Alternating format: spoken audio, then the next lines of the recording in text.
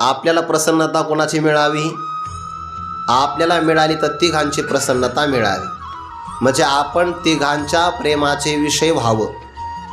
एक, देवाने आपल्यावर प्रेम करावं, संतांनी आपल्यावर प्रेम करावं आणि आपल्या सद्गुरूंनी आपल्यावर प्रेम करावं. याच्या पलीकडे आपण कोणाच्याही प्रेमाचा विषय न झालं तर फार चांगलं आहे. पण आपल्याला तसं नाही वाटत. आपल्याला वाटतं समाजातल्या प्रत्येक लोकांनी मला ओळखावं, समाजातल्या प्रत्येक लोकांनी माझ्यावर प्रेम करावं आणि त्यांचं प्रेम संपादन करण्यासाठी हे आपल्या इथल्या अख्खे आयुष्याचे क्षण घालत बसतो. का?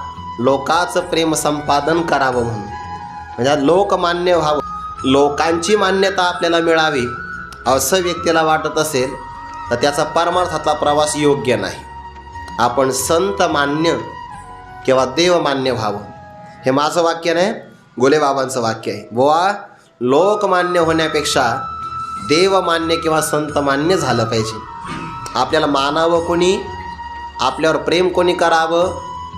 पडिये हरी, देवाने प्रेम करावं. ज्याला देवाचं प्रेम मिळालं, ज्ञानदेवाचं प्रेम मिळालं आणि सद्गुरू देवाचं प्रेम मिळालं, त्यापेक्षा भाग्यवान कोण असेल मग जगात?